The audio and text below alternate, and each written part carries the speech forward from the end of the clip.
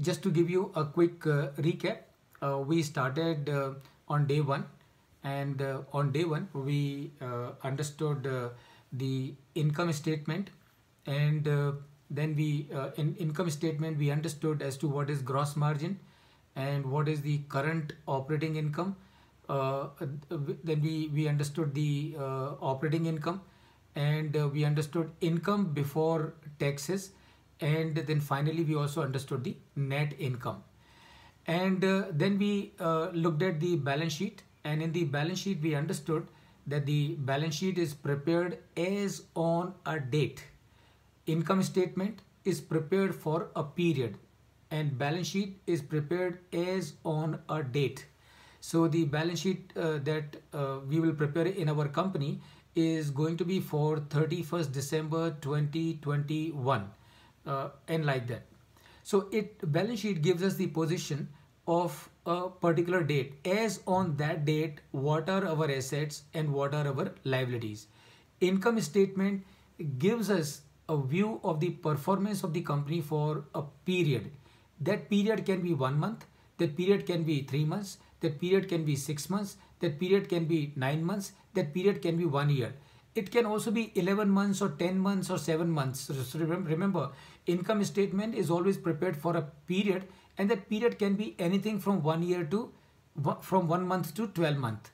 As a matter of fact, in India, sometimes companies can also have a financial year which is less than 12 months or which is more than 12 months. That also is possible, but that of course is exceptional. It does not happen every now and then in the life of a company. It is only sometimes to realign the books. Companies would do that. So balance sheet, remember, will give you assets and the liabilities. In the liabilities, you will have three elements. Element number one is the shareholders' capital. Element number two is the non-current liabilities. Element number three in the liability side of the balance sheet is the current liability. How do we differentiate between the current liability and the non-current liability? Current liabilities are the liabilities of a business which are to be discharged within a period of 12 months. Current liabilities are those liabilities which are to be discharged within a period of 12 months. And what are the non-current liabilities? Non-current liabilities are the liabilities which are to be discharged within a period beyond 12 months.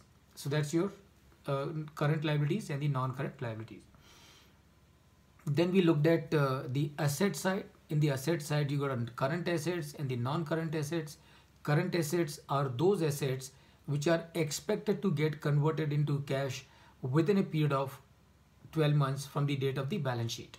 And the non-current assets are the assets which are used to convert the current assets into cash.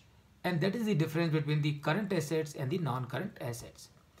Then we looked at the operating working capital, and we understand that operating working capital would mean the receivables plus the inventories and minus the payables, and that is the operating working capital. Fundamental principle for efficient management of working capital, that the level of inventory and receivable must be as less as possible. So if I can work with lesser inventory, why should I have more inventory? If I can manage to have lesser amount of receivables, why should I have higher amount of receivable? Because more money, more inventory I carry, more cost it incurs to me. More receivables I carry, more cost it incurs to me. You know, when we talk about the operating working capital and we talk about the receivable, I just remember, you know, how do you differentiate between the pain and the pleasure? How do you differentiate between the pain and the pleasure? So our money due from the customer gives us pain. Our money due from the customers gives us pain. And money from customer coming into our bank account gives us pleasure. So that is the difference between the pain and the pleasure. And it also signifies importance of receivables management. That means what? That means we need to do everything possible under the sun to ensure that our receivables are kept as low as possible. Because lesser the amount of receivable, lesser the efforts required to follow up with the customer to get the payment. More the receivable, more efforts required in following up with the customer, more money is spent in following with the customer. As much as more the receivable, higher are the chances of they becoming bad debt one day. And that is what we need to remember. So keep your inventory as low as possible, keep your receivables as low as possible. And friends, I would always say working capital management, please remember, is a matter of culture. Is a matter of culture. Working capital management is not the responsibility of the board of directors of the company or the CEO of the company or CFO of the company or the plant head of the company or the CMO of the company or the CPO of the company. Working capital is not the responsibility of any one of them. Working capital management, remember, is responsibility of everyone working in the organization, and that is what is required. So we need the working capital management is a matter of culture. Everyone must think and understand that any amount of extra inventory that we carry, it is costing us money. It is costing us money because more the inventory that we carry, more working capital loan we take from the bank. And more working capital loan that we take from the bank, more interest we pay to the bank. And more interest we pay to the bank, it is eroding our profitability. And same is also equally applicable to the receivables also. Higher the receivables, more loan we have to take from the bank for working capital. More loan we take from the bank for working capital, more interest we pay to the bank. And more interest we pay to the bank, our profitability is eroded. And that is what we need to remember as far as the working capital management is concerned. So remember, working capital management is a matter of culture. Working capital management is a matter of attitude. And working capital management is responsibility of everyone in the organization. So everybody in the organization must understand that if I am carrying extra inventory, I am eroding the profitability of the company. So we looked at the income statement, we looked at the balance sheet, we looked at the profit, and we looked at the operating working capital. And okay, yes, Vaibhav, please go ahead. Sir, in the balance sheet we have assets is equal to liabilities. And for working capital, I think it is current assets minus current liabilities. That is net working capital.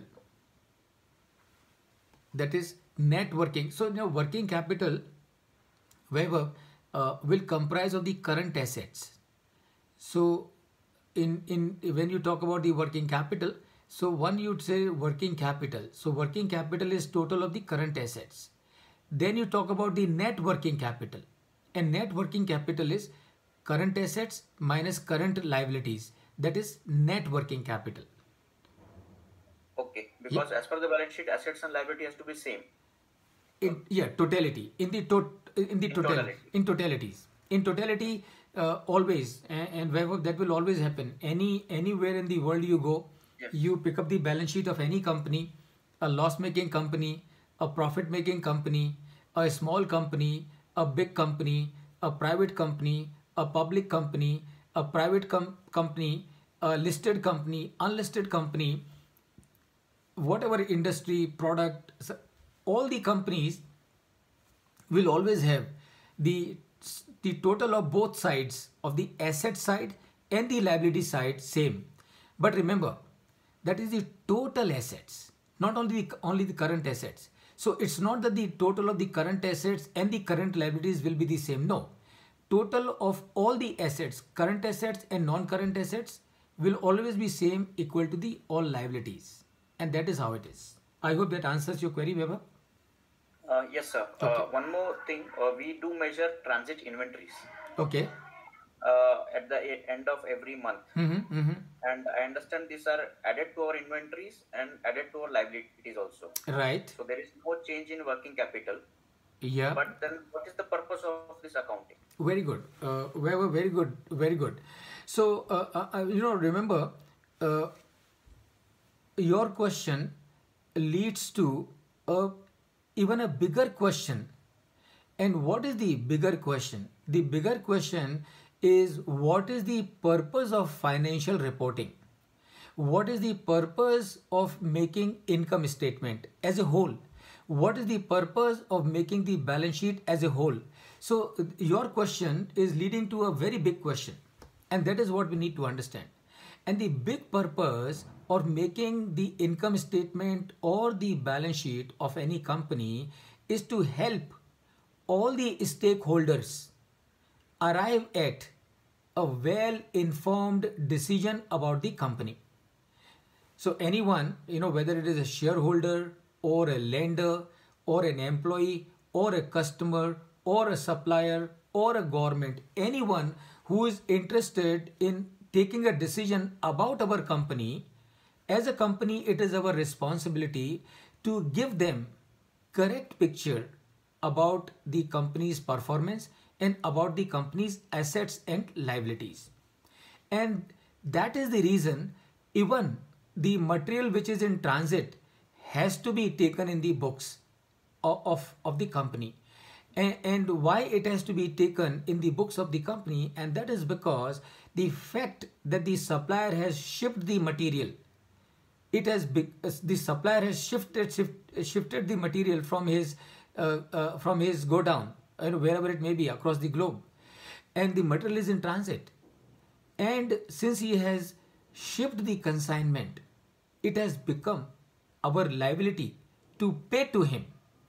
So the goods which are in transit have to be reflected in our books, so that anyone who is reading the financial statement of our company, they understand so much of material of this company is in transit. And please remember, that means so much of material which is in transit is exposed to all kinds of risk that can happen to any goods which are in transit.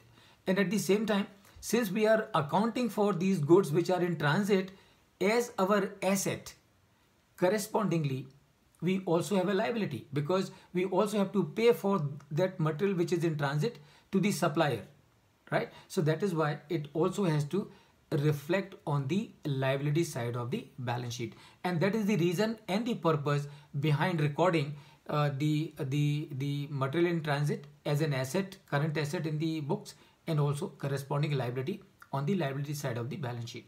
I hope that answers your query. Yes, sir. Okay. One more clarity to all the participants, that when we calculate this transit inventory, we do not consider the Incoterms. For example, if the Incoterm is DDP or CFR, we do not wait the material to come to the port or at our factory. Once it is invoiced, it is under liability, because as per the finance, the risk is already transferred. Correct. Even though the Incoterms is not fulfilled. Absolutely. Because from the accounting perspective, the liability is created. So from the accounting perspective, liability is created. Since the liability is created, it has to be recognized in the books of the company. Very good, Vaibhav. Thank you so much for that additional input. Thank you. Okay. So we discussed the operating working capital, and then of course we came to the financial analysis. And in case of financial analysis, number one, in case of financial analysis,